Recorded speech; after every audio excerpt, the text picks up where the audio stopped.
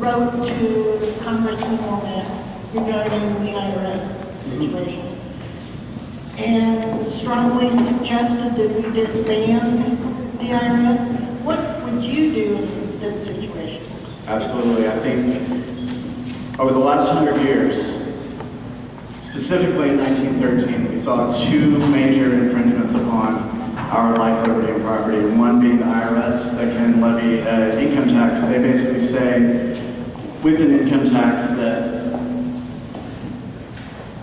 your hard-earned money does not belong to you. We take our share, and then whatever's left over, we'll give back to you. I think it's unjust. I think it's wrong. I think you deserve the money that you earn. I think you deserve to choose to do with it what you wish. And then we had the Federal Reserve Act the same year, at the end of that year, 1913. The Federal Reserve was supposedly designed to protect the value of our dollar. We've seen a 97% decrease in the value of the dollar since 1913. I think that both of those things need to be gone through, audited, and ended.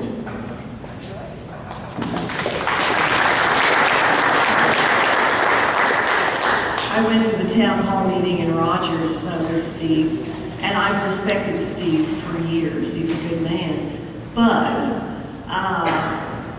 I asked him, what about our giving money to Egypt, giving the weapons, the whatever they were, the big helicopters, whatever they were. We were giving a lot of things. He said, well, this is going to the military, and the military is on our side.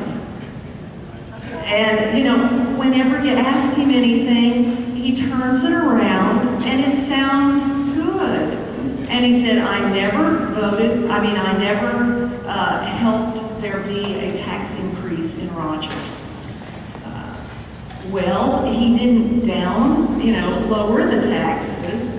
I pay 9%. We were in Virginia, paid 4.5%. And we come back after military, and now we pay 9%. And it's sick. It'll do He's a very skillful speaker, and when you ask him a question, if he has a chance to defend himself openly, he sounds pretty legitimate in his defense of it. 4 and 8 is a major problem. Again, I'm going to repeat this. It takes money from poor people in rich countries and gives it to rich people in poor countries. And they're forcefully taking money from you through taxes, etc., and then giving it to a ruler, a warlord, etc., in a foreign country that is then most likely, and as has been the case, use those weapons, that money against us in the future. And the absurdity of that is beyond me. And the fact that we have representatives and senators and secretaries of state and presidents that defend these programs of taking money from you and me and giving it away to foreign enemies is beyond me. I cannot justify foreign spending, foreign aid. There's no way to do that in any way that has any meaning other than the fact that it's taking money from you and giving it to our enemies.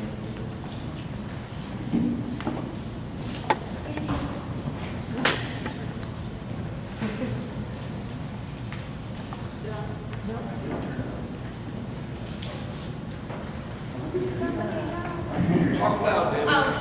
If you had to pick someone in the U.S. Congress and Senate as your mentor, Who would you want it to be, and why? It would have to be somebody that's a strong fiscal conservative and constitutionalist. As of right now, it's very few, but I'm seeing a lot of promise in State Senator Mike Lee from Utah. I'm seeing a lot of promise in Ted Cruz from Texas.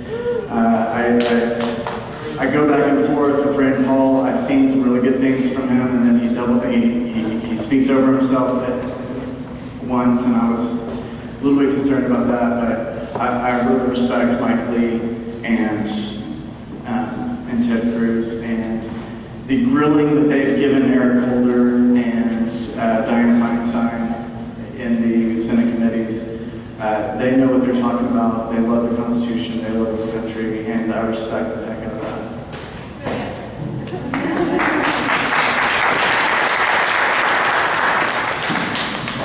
Thomas, also one thing about Steve Womack's record, he does rank 217 out of 240 Republicans in his economic scorecard rating. And are you for fair tax, flat tax? I think the fair tax is a consumption tax would probably be the only way if we were going to impose a tax, if we were going to get rid of the IRS but still impose a tax.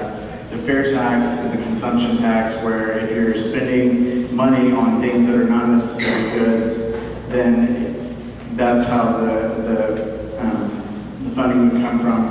I mean, we survived from 1789, when the Constitution was ratified, until 1913 on excise taxes. And I don't see why that couldn't go back into action.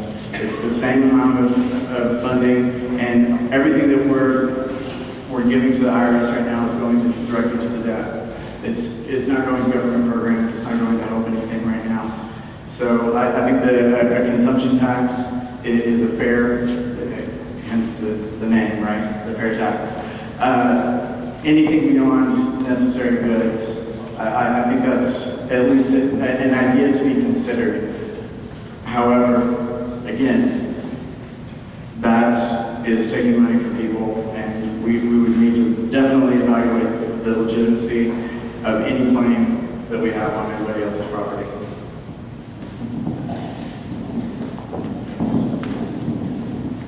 What exactly do you stand on gun rights? I'm glad you asked that question. I just happened to bring the Constitution with me, just as somebody called it, that little book, right? So that was not very good. Second Amendment is very clear in what it states. Let me open it up right here.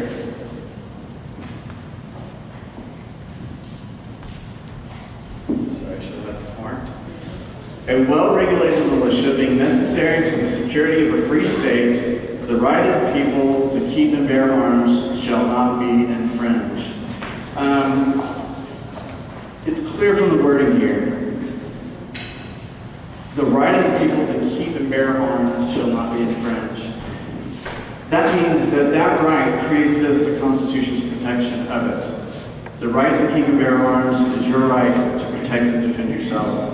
It's your right to make a living for yourself. It's your right to do with it what you will, unless you infringe upon others' life, liberty, and property. And there are laws that exist currently that deal with that. If you're going to use your tools to harm others, you will suffer the consequences. No matter what that tool is, if it's a hammer, if it's a club, if it's a baseball bat, if it's a weapon of any kind, there's already laws that exist to take care of that. It says the right to keep and bear arms shall not be infringed.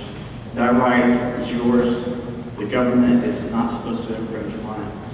You are supposed to be able to have and do with it. You're free to own guns, you're free not to own guns, but the government shall not infringe upon it. And if they do, it is absolutely your right to not obey.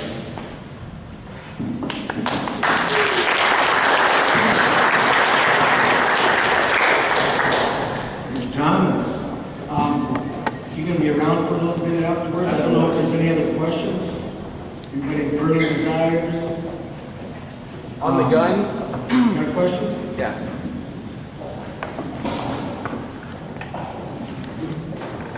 On gun rights in Arkansas, as it stands right now, we do have the right to own them and keep them in the closet. It doesn't do any good if we're at a gas station when it's getting hit up.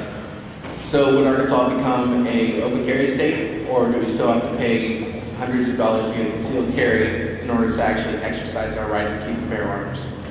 That would be a state issue, and I know some people that are working on that. There's someone right over there that would know about it. But yes, that is an absolute concern. They're open carry. I know people who carry around the Constitution in their pocket, and they say, and if they get in trouble, they say, here's my concealed carry license.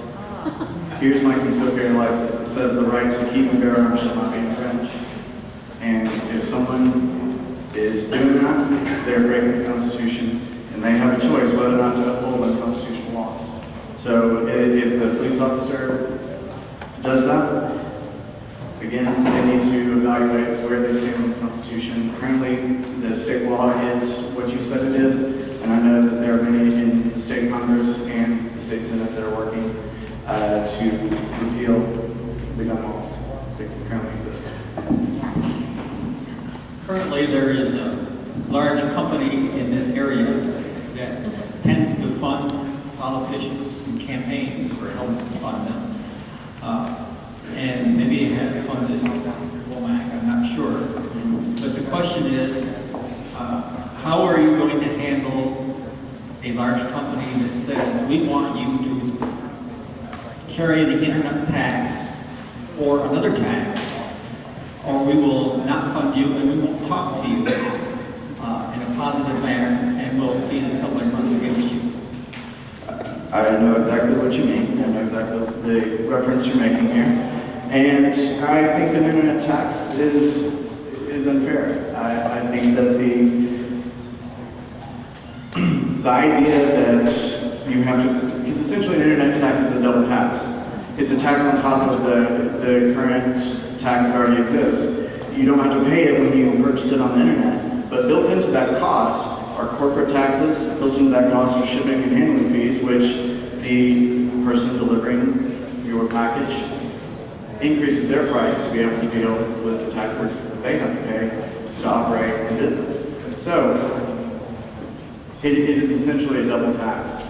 And they say it creates unfair competition. Competition is what makes products better. Competition is what gives us choice to know which products fit us the best. And when we begin to reduce that, when we begin to restrict how businesses run, it creates inferior products and it pushes companies to close.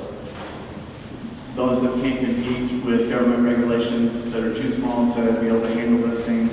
And it's a mess anyway, the whole internet sales tax is a mess anyway, because you have all these local jurisdictions. They're going to have to go through the process of finding out how much the tax is, and they're going to have to keep up with it daily, because as you know, votes go through not just one time a year, but they happen all the time, so they increase taxes. And it's a mess for companies, but there is one company that would benefit from it, and I know that that's what they're lobbying to do. Thank you, Thomas Brewer.